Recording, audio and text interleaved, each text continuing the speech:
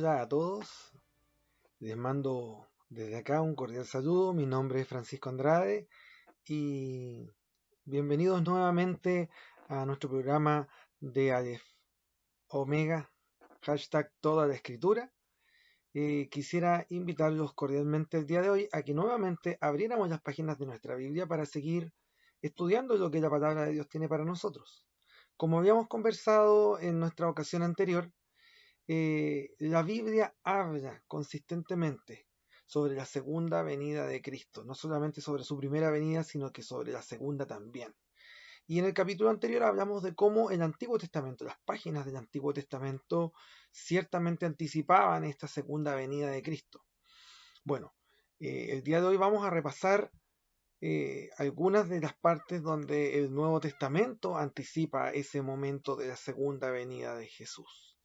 Y bueno, claramente que vamos a dar un recorrido por la escritura sobre algunos textos. No los vamos a repasar todos, vamos a repasar algunos de ellos, pero podríamos decir de que los mejores, los más espectaculares van a quedar para ocasiones posteriores. Ya también van a ser temas que van a ser eh, tocados en nuestro podcast Conversemos de las Escrituras. Pero el día de hoy vamos a conversar sobre algunos de ellos. Por ejemplo, quisiera invitarte a que abras tu Biblia en Mateo capítulo 13, versos 37 al 43. ¿Ya? En este texto, el Señor Jesús explica lo que es la parábola del trigo y la cizaña. Es una parábola muy interesante que también espero alguna vez tengamos la oportunidad de compartir las parábolas propiamente tal. Pero en este momento yo me quiero centrar un poco en el significado de esa parábola. Es una parábola que habla de un señor que eh, planta buena semilla de trigo en su campo y un enemigo viene y planta cizaña. Entonces crecen el trigo y la cizaña y los segadores, digamos, eh, primero hacen la pregunta de por qué nace la cizaña si el hombre solamente plantó trigo y el hombre explica, el dueño, que un enemigo plantó la cizaña y los segadores primero plantean la posibilidad de arrancar todo junto, pero justamente eso es lo que quiere evitar el señor de la viña, perdón, el señor del campo, y dice, hagamos que crezcan juntas el trigo y la cizaña, y cuando ya ambas hayan crecido y manifiesten sus frutos, nosotros vamos a poder secar y separar, guardar el trigo en el granero y la paja ser quemada, la cizaña ser quemada. Ahora, ¿por qué más que la parábola quiero meterme en el tema de su explicación, los versos 37 y 43? Porque en esta parábola el Señor Jesús habla claramente de su segunda venida. Fíjense, respondiendo él, Jesús les dijo, el que siembra la buena semilla es el Hijo del Hombre. El campo es el mundo. La buena semilla son los hijos del reino y las cizañas son los hijos del malo.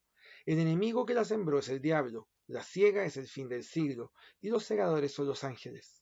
De manera que como se arranca la cizaña y se quema en el fuego, así será en el fin de este siglo.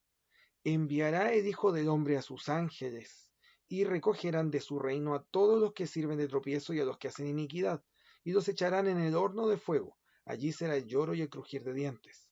Entonces los justos resplandecerán como el sol en el reino de su Padre. El que tiene oídos para oír, oiga.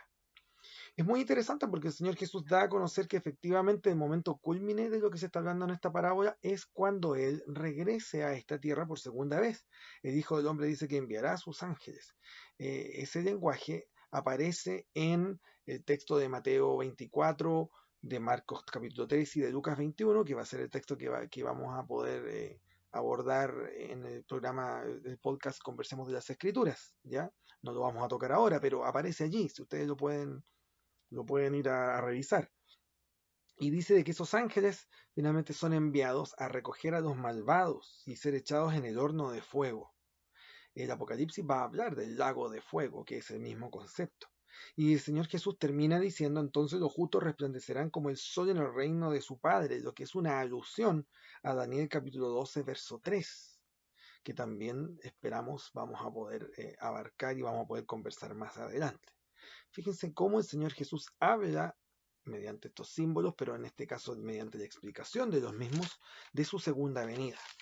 Ahora, más adelante, Mateo capítulo 16 y el verso 27, el Señor Jesús cuando habla de su muerte, anuncia su muerte, claramente dice, porque el Hijo del Hombre vendrá en la gloria de su Padre con sus ángeles, y entonces pagará a cada uno conforme a sus obras. Nuevamente, el Señor está haciendo alusión a su segunda venida cuando Él venga con sus ángeles, y cuando habla de que pagará a cada uno conforme a sus obras, es una alusión al texto de Apocalipsis 22:12, ya que también habla de la segunda venida. Y aquí yo vengo pronto y mi galardón conmigo para dar cada uno según haya sido su obra. Nuevamente, el Señor está hablando de su segunda venida. Luego, si seguimos cronológicamente por Mateo, llegamos al capítulo 24, donde tenemos esta maravillosa profecía macro, donde el Señor Jesús habla de lo que iba a acontecer desde sus días, pasando por la destrucción de Jerusalén y llegando hasta la segunda venida misma. Pero también quisiera mencionar que en Mateo capítulo 26, el verso 64, estando el Señor Jesús frente al concilio que buscaba condenarle la noche que fue apresado, el Señor Jesús en el verso 63 es conjurado por el sumo sacerdote. Te conjuro por el Dios viviente que nos digas si eres tú el Cristo, el Hijo de Dios. Y el Señor Jesús en el verso 64 dice, Jesús le dijo, tú lo has dicho. Y además os digo que desde ahora veréis al Hijo del Hombre sentado a la diestra del poder de Dios y viniendo en las nubes del cielo. El Señor Jesús toma un texto que es daniélico, que es de la profecía de Daniel, de la cual también hablamos en el capítulo anterior, y ahora lo aplica a sí mismo diciendo de que estos líderes lo van a ver venir en su segunda venida. ¿Cómo es posible de que los líderes que para aquel entonces van a haber estado muertos van a ver a Cristo y venir en su segunda venida? Eso también es motivo de una conversación futura. Yo sé que estoy dejando muchas cosas para el futuro, pero es que los temas de la Biblia son así, abren y abren y abren ramas de conocimiento. Y lo que buscamos hacer nosotros acá es que vayamos poquito a poco obteniendo conocimiento de Aleph a Omega por toda la escritura. Por algo el programa se llama así. Ahora, ¿qué pasa si nos vamos al Evangelio de Marcos? El Evangelio de Marcos claramente tiene sus propias alusiones a la segunda venida de Cristo. Por ejemplo, Marcos capítulo 14, el verso 62, es el mismo registro de la respuesta que Jesús le da al concilio, pero Marcos lo expresa de la siguiente manera, y Jesús le dijo, yo soy, y veréis al Hijo del Hombre sentado a la diestra del poder de Dios y viniendo en las nubes del cielo. Es básicamente la versión de Marcos del texto que habíamos leído anteriormente. Y si seguimos por los evangelios, el evangelio de Lucas en el capítulo 21 contiene este sermón de Jesús, el sermón apocalíptico del monte de los olivos, que es el que tanto les he anticipado vamos a ver pronto en el programa. Ahora, en el evangelio de Juan, también el Señor tiene claras alusiones a su segunda venida. Por ejemplo, Juan capítulo 5, versículo 25 y versos 27 y 28. En el verso 25 Jesús dice, de cierto os digo, viene la hora y ahora es, cuando los muertos oirán la voz del Hijo de Dios, y los que la oyeren vivirán. El Señor Jesús habla del momento cuando los muertos van a ser resucitados por oír la voz del Hijo de Dios. Y los versos 27 y 28 dicen, 28 y 29 dicen, no os maravilléis de esto, porque vendrá hora cuando todos los que están en los sepulcros oirán su voz, hablando del Hijo del Hombre y por lo tanto habla de sí mismo. Y los que hicieron lo bueno saldrán a resurrección de vida, mas los que hicieron lo malo a resurrección de condenación. El Señor Jesús está hablando de la resurrección como un hecho y de que tanto justos como impíos han de ser resucitados por el poder de Jesús, cada uno para recibir sus recompensas. Hay que tener en consideración de que el Señor Jesús está hablando del hecho de la autoridad que tiene el Hijo para dar vida a los muertos. Él no está diciendo en este texto que en el mismo momento iban a resucitar los justos y los injustos. Este es un tema que sigue desarrollando el Nuevo Testamento y que termina de desarrollar el libro de Apocalipsis cuando enseña de que hay una primera y hay una segunda resurrecciones. ¿Ya? Solamente quería hacer esa aclaración. Ahora, por ejemplo, el libro de los Hechos de los Apóstoles, y aquí avanzamos desde los Evangelios en adelante, el libro de los Hechos de los Apóstoles en el capítulo 1 y en el versículo 11 dice, cuando Jesús se va al cielo, asciende a los cielos y es recibido por los ángeles, dice de que los discípulos se quedan mirando al cielo tristes porque su Señor les es quitado y que dos ángeles eh, acuden a ellos como para consolarlos, los cuales también les dijeron: varones Galileos, ¿por qué estáis mirando al cielo? Este mismo Jesús que ha sido tomado de vosotros al cielo, así vendrá como le habéis visto ir al cielo. Este texto es muy bonito debido a que los ángeles se apiadan de esos hombres que ven a su Señor irse. Los ángeles estaban en la posición contraria, recibiendo a su Señor hacia los cielos. Pero estos ángeles deciden dejar un poquito esa procesión angélica que se lleva a Jesús al cielo y bajan interesadamente a consolar a los apóstoles. Una linda postal de cómo los ángeles se preocupan por los seres humanos. Y los ángeles dicen: ustedes lo vieron irse al cielo, pero también lo van a ver volver. El mismo Jesús va a volver y va a volver en la gloria de esos ángeles. Es un lindo anuncio de que nuestro Señor Jesús ha de volver. Ahora, uno de los textos que quería tomar en un poquito más de profundidad se encuentra en el libro de la primera carta a los Corintios, en el capítulo 15. Primera de Corintios 15 es un tratado en sí mismo en el cual Pablo extensamente en 58 versículos habla de la resurrección de los muertos, habla de la resurrección de Cristo, habla de la resurrección de los que resucitaron cuando Cristo resucitó y también habla de la resurrección de aquellos que han de resucitar al final de los tiempos. Es un pasaje muy, muy, muy interesante y yo solo quiero analizar algunos textos con ustedes. Primera de Corintios 15, 24 al 26. Dice, voy a partir desde el 23. Cada uno en su debido orden. Cristo, las primicias, luego los que son de Cristo en su venida. Habla del orden de las resurrecciones. Cuando Cristo resucita, las primicias resucitaron con él. Fueron los que resucitaron ese domingo cuando Jesús mismo resucitó. Pero luego los que son de Cristo en su venida, es decir, los que somos de Cristo y estemos muertos cuando el Señor vuelva, hemos de resucitar cuando Él vuelva, en su venida. Luego el fin, cuando entregue el reino al Dios y Padre, cuando haya suprimido todo dominio, toda autoridad y potencia, porque preciso es que Él reine hasta que haya puesto a todos sus enemigos debajo de sus pies. Y el postrer enemigo que será destruido es la muerte. Pablo aquí dice de que cuando Cristo vuelva y resucite a los suyos, dice de que va a haber suprimido todo dominio, autoridad y potencia. Es como leer el libro de Daniel cuando dice de que el reino del Señor Jesús va a ser por sobre todos los otros dominios y reinos. Y dice de que Él reinará hasta que haya puesto a todos sus enemigos por debajo de sus pies. Eso es una alusión a una profecía mesiánica que se encuentra en el Salmo 110, el verso 1, para si alguien lo quiere buscar. Y al final dice que el último enemigo que va a ser destruido es la muerte. El libro de Apocalipsis justamente todos estos elementos los muestra en el capítulo 20, cuando dice de que cuando Cristo vuelva y se lleve a los santos consigo, al final del milenio y de la destrucción a todos los poderes terrenales, finalmente, lo último que va a destruir es la muerte misma.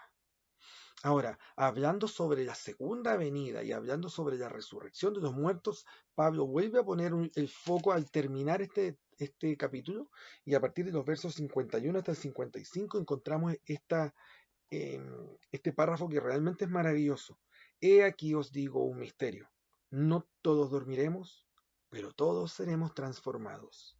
En un momento, en un abrir y cerrar de ojos, a la final trompeta, porque se tocará la trompeta y los muertos serán resucitados incorruptibles y nosotros seremos transformados, porque es necesario que esto corruptible se vista de incorrupción y esto mortal se vista de inmortalidad.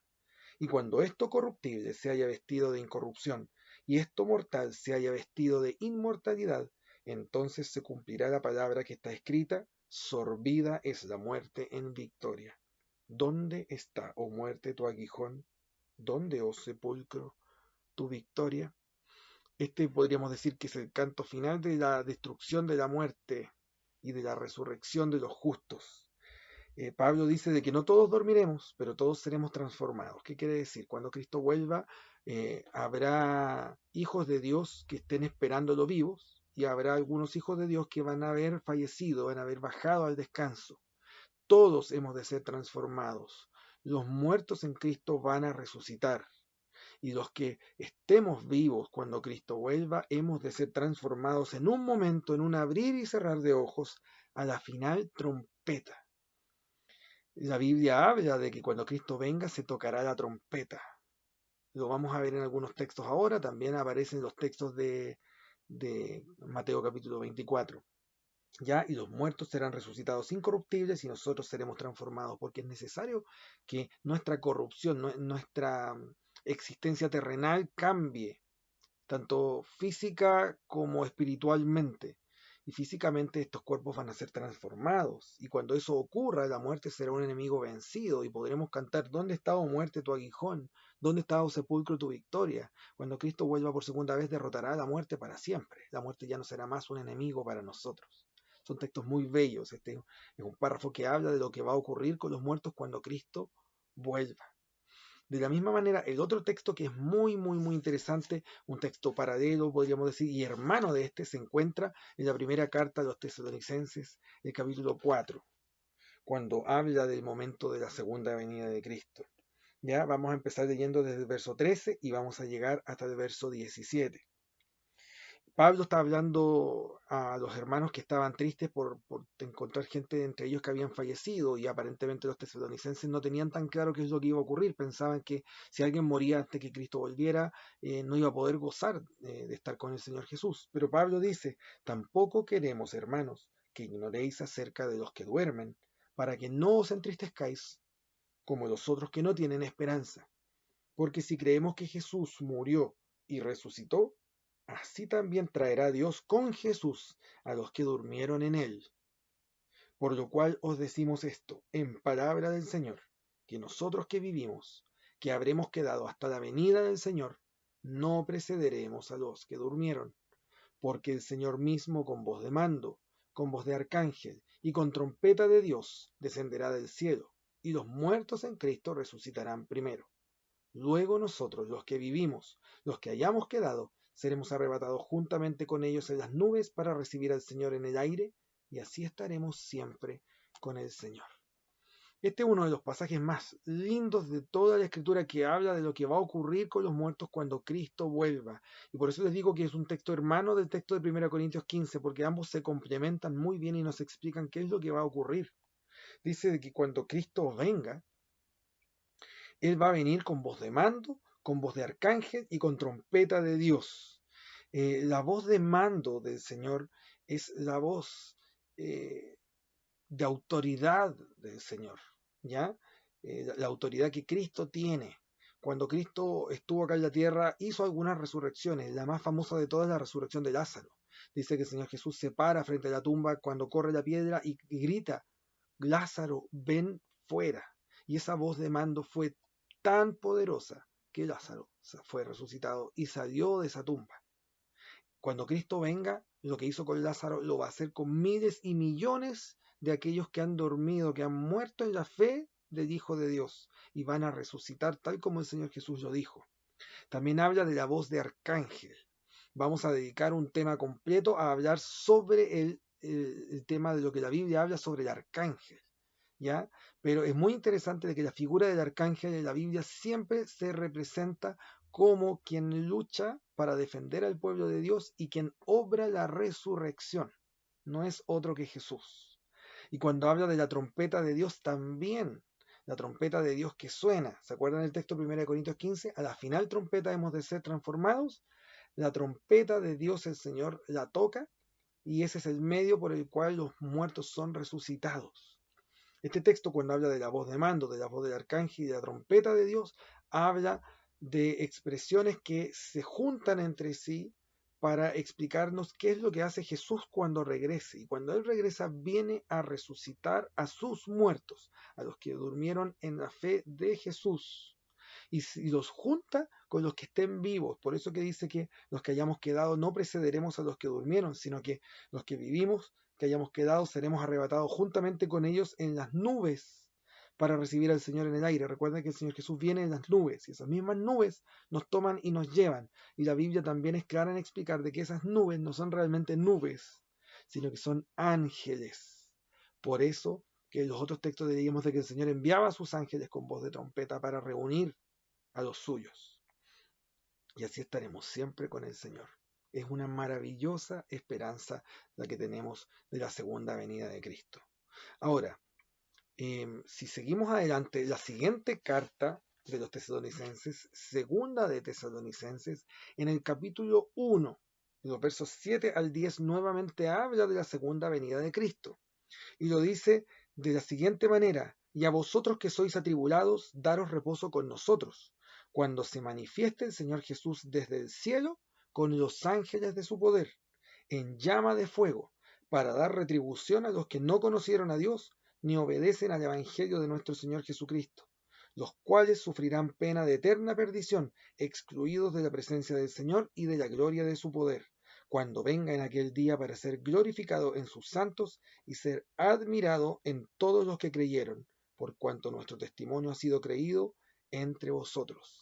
Este texto también habla de la segunda venida de Cristo. Dice que el Señor va a venir, se va a manifestar con los ángeles de su poder y va a venir en llama de fuego. Este es un elemento que aparece mucho en los textos que leímos del Antiguo Testamento y que también va a tener un rol importante en los textos del Nuevo Testamento. Aquí aparece la figura del fuego y va a aparecer en un texto que vamos a leer un ratito más allá.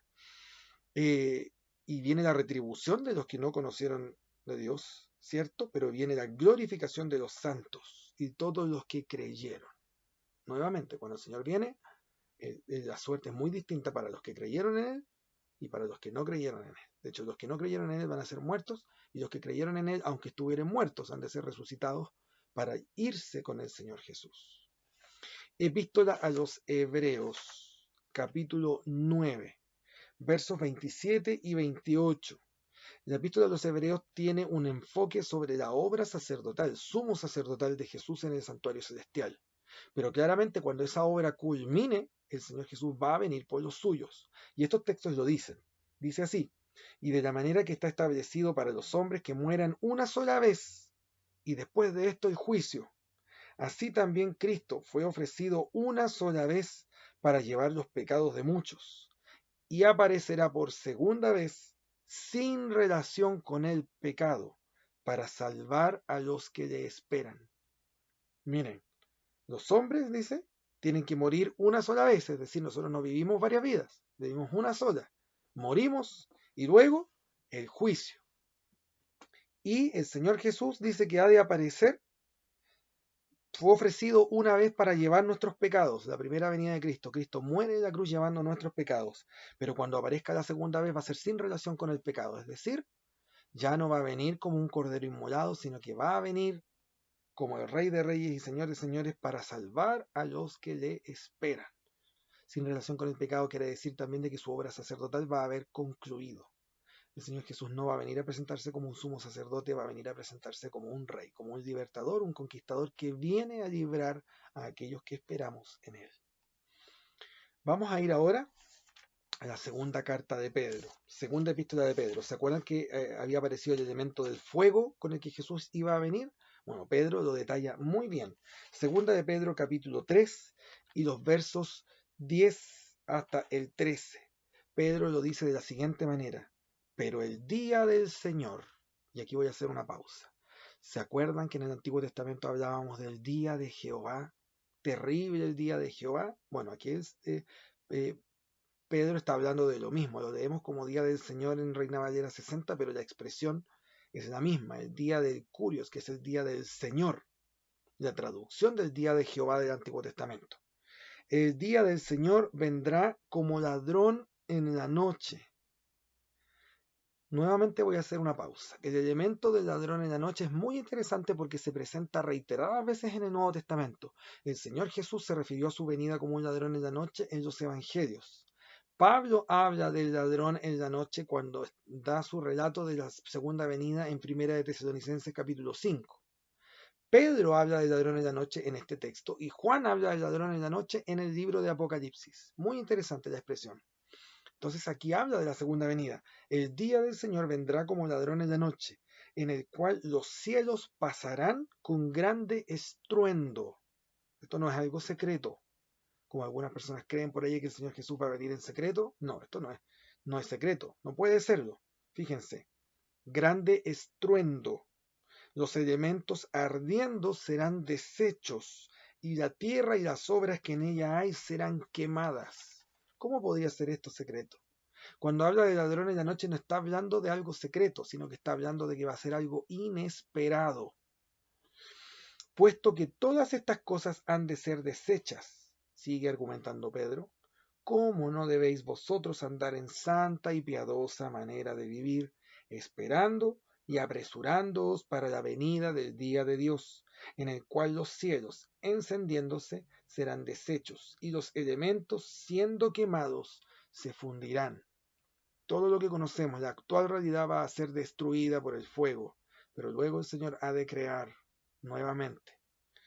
Verso 13. Pero nosotros esperamos, según sus promesas, cielos nuevos y tierra nueva, en los cuales mora la justicia. Qué maravilloso. Este texto de Pedro realmente es un resumen abarcante desde la primera venida de Cristo hasta lo que va a, perdón, desde la segunda venida de Cristo hasta lo que va a ocurrir cuando el Señor cree nuevos cielos y nueva tierra. Este tema se desarrolla más adelante también en el libro de Apocalipsis. Hemos visto cómo los evangelistas, como Lucas en su propio evangelio y en el libro de Hechos, como Pablo en sus cartas y ahora Pedro en sus cartas hablan de la segunda venida de Cristo propiamente tal. Y estos son algunos textos. Todo el Nuevo Testamento está plagado, está embebido completamente de la idea de la segunda venida de Cristo. Y cómo no podíamos culminar nuestro recorrido con el libro de Apocalipsis, ¿verdad? Nosotros más adelante vamos a dedicarnos completamente a estudiar este libro maravilloso que es Apocalipsis con lujo de detalles. Pero por ahora solamente quiero leer algunos textos. El libro de Apocalipsis habla de la segunda venida de Cristo de manera prominente. Es la gran promesa del libro de Apocalipsis en la cual se estructura todo el libro. Y lo vemos tan tempranamente como que en Apocalipsis capítulo 1, verso 7, Juan dice lo siguiente: He aquí viene con las nubes, y todo ojo le verá, y los que le traspasaron, y todos los linajes de la tierra harán lamentación por él. Sí, amén. Fíjense, este pequeño texto es tan poderoso. Es muy interesante porque está cargado de alusiones, de citas bíblicas, pero a la vez, citando lo del Antiguo y del Nuevo Testamento, construye hacia adelante. Aquí viene con las nubes, es una cita de Daniel capítulo 7. Todo ojo le verá y los que le traspasaron, es una cita del libro de Zacarías, pero al mismo tiempo Juan en su evangelio lo comenta cuando el Señor Jesús es traspasado con la lanza para ver si estaba muerto. Él habla de esta profecía y habla de que mirarán al que traspasaron. Y cuando habla de que todos los linajes de la tierra harán lamentación por él, también es una cita del libro de Zacarías. Y luego Juan dice, sí, amén. Juan está con su comentario dando a entender de que él anhela la segunda venida de Cristo, como debemos anhelarla nosotros. En el centro mismo del libro de Apocalipsis, que es el capítulo 14, aparece el Señor Jesús en su segunda venida, bajo la figura de este rey que viene con la hoz en su mano. Apocalipsis 14:14 dice, miré y he aquí una nube blanca, y sobre la nube uno sentado semejante al Hijo del Hombre, que tenía en la cabeza una corona de oro y en la mano una hoz aguda. El Hijo del Hombre dice que viene sentado en la nube, trae una corona de oro, por lo tanto es un rey, y viene con una hoz en su mano. Y si ustedes siguen leyendo la descripción que viene posterior, dice que habla de las cosechas, de la cosecha de los granos y de la cosecha de las uvas. Y conecta, por lo tanto, esto con el primer texto que leímos hoy día de la parábola del trigo y la cizaña, cuando se habla de que la gran siega es el fin del siglo, y que hay dos cosechas, y que el trigo es tratado de una manera y la cizaña de otra. Bueno, aquí ocupa el símbolo de los granos y de las uvas, para dar a entender el mismo acontecimiento que es la segunda venida de Cristo. El último texto que quiero comentar con ustedes antes de que culminemos hoy día se encuentra en Apocalipsis 19. Apocalipsis 19, versos 11 al 17, describen la segunda venida de Cristo con mayor detalle aún. Y dice lo siguiente: entonces vi el cielo abierto, y he aquí un caballo blanco, y el que lo montaba se llamaba Fiel y Verdadero, y con justicia juzga y pelea. Sus ojos eran como llama de fuego, y había en su cabeza muchas diademas, y tenía un nombre escrito que ninguno conocía sino él mismo. Estaba vestido de una ropa teñida en sangre, y su nombre es el Verbo de Dios. Y los ejércitos celestiales, vestidos de lino finísimo, blanco y limpio, le seguían en caballos blancos. De su boca sale una espada aguda, para herir con ella a las naciones, y él las regirá con vara de hierro, y él pisa el lagar del vino del furor y de la ira del Dios Todopoderoso. Y en su vestidura y en su muslo tiene escrito este nombre: Rey de Reyes y Señor de Señores. Qué maravilloso. Desde el primer libro de la Biblia hasta el último, desde el Aleph del Antiguo Testamento hasta la Omega del Nuevo Testamento, vemos la segunda venida de Cristo como una esperanza que es como un hilo dorado que recorre toda la escritura. Nótense, la última descripción de Apocalipsis es fantástica. Dice de que el Señor viene, se le presenta como un conquistador, por eso dice que viene en el caballo. Esto es una figura. No entendemos que el Señor Jesús vaya a venir montado en un caballo literal, pero es un conquistador que viene cabalgando. Tiene no una, sino que varias diademas en su cabeza, varias coronas. Y dice que tiene una ropa blanca, pero que al mismo tiempo está teñida en sangre. Eso se entiende como un juego de figuras. Lo blanco es la pureza y la santidad, pero la sangre es la sangre misma de Cristo, la sangre misma que Él vertió, ganándose el derecho de ser nuestro libertador. Y dice que trae un escrito que dice Rey de Reyes y Señor de Señores, pero también es llamado fiel y verdadero, y también se dice que juzga y pelea, y que con la espada de su boca destruye a sus adversarios. Son muchas alusiones al Antiguo Testamento, pero también a figuras que se representan en el Nuevo Testamento. Queridos amigos, en conclusión, de Aleph a Omega, por toda la Escritura, la Biblia es consistente en presentarnos la esperanza de la segunda venida de Cristo. Por lo tanto, nosotros podemos creer en la segunda venida de Cristo y anhelar esa segunda venida con mucha seguridad. Espero que cada uno de ustedes tenga el ánimo de seguir descubriendo. Yo no pretendo, pero ni en ninguno de los casos, haber abarcado todos los textos. Ustedes podrán encontrar muchos más en sus casas. Aventúrense a hacerlo, dediquen tiempo a estudiar la Biblia, este libro maravilloso. Y nosotros vamos a seguir compartiendo las delicias que tiene la Biblia, de Aleph a Omega, toda la Escritura.